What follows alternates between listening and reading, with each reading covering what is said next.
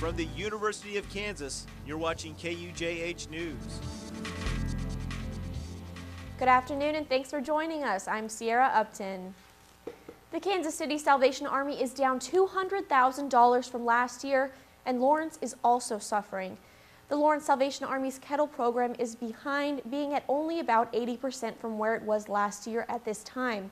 Director of Development Jim Evers attributes the struggle to the cold front that hit Lawrence recently and having one less week between Thanksgiving and Christmas than previous years. It's that time of year when everybody, I think, in the mood to give and support the efforts, and we appreciate that. And this year just happens to be one in which we need that a little additional push. And the people in Lawrence are fabulous. They have always been extremely supportive of not only our cause but so many others. The donations go toward providing services to Lawrence residents for anything ranging from youth programs to helping the homeless.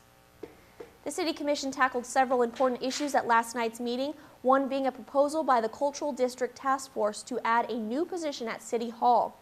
Commissioners heard recommendations from the task force about the addition of a Director of Arts and Culture and a citywide cultural wellness plan.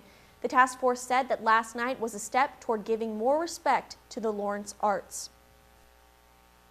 A lot of times I think for a lot of people the arts seem to be something that's out here. It doesn't concern them in their everyday life, and that people don't really realize that, you know, you're surrounded by the work of artists, by who chose the colors and the design of this bench and your camera, and you know, everything we deal with in life has to do with artists working on it.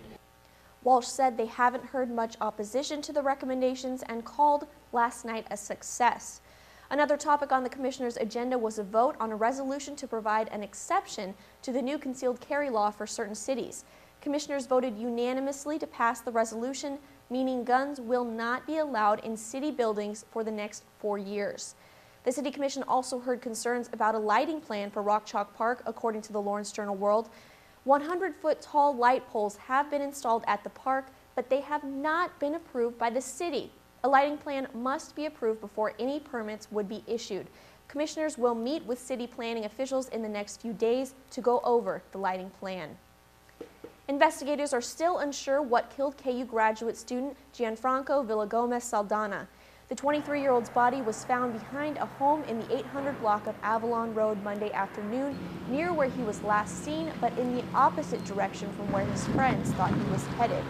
Members of Villagomez Saldana's family arrived from Peru on Monday. He's also mourned by the School of Engineering, where he was a member of the Society of Professional Hispanic Engineers. Director of Diversity Programs Florence Boldridge said he never missed a meeting and even volunteered to translate when individuals at events didn't speak English. A few months back, I got there early and he walked in and I said, "Well, it's you." And he said, "Yes." I said, "So you're here?" And he said, "Well, can't miss out on pizza, you know." So just a kind person.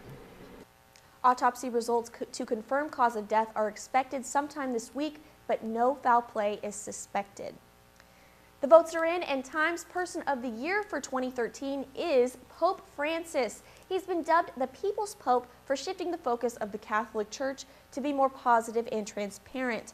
Francis has been in the news recently for his progressive views on topics like gay marriage and abortion, and for taking to the streets of Rome to give alms to the poor. Pop star Miley Cyrus and whistleblower Edward Snowden were among the finalists. Also in the top 10 was U.S. Secretary of Health and Human Services and former Governor of Kansas, Kathleen Sebelius. Still to come on KUJH News, we'll take a look at who's most likely to text and drive according to a new study. Stay with us. Where you go to college makes a statement about you. This place will become a part of you, your identity for life.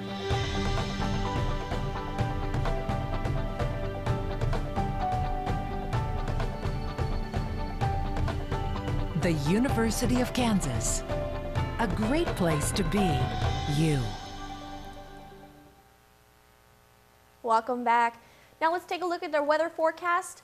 Thursday, tomorrow, it's going to be clear in the morning, About 17 is what we're looking at. And as we move into the noon forecast, sunny, about 37 degrees. And as we move into the evening, clear skies, only about 32. And for your 3-day outlook, on Friday, we're looking at a 60% chance of snow and rain showers throughout the day, a high of only 39. And on Saturday, the high is just going to be 32 and cloudy throughout the day with still a pretty small chance of snow and rain.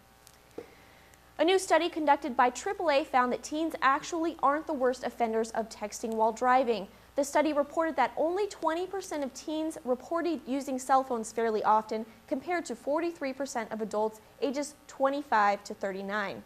And 82% of those adults reported using a phone while driving. The least likely offenders are motorists older than 60, with just 7% using phones regularly while driving.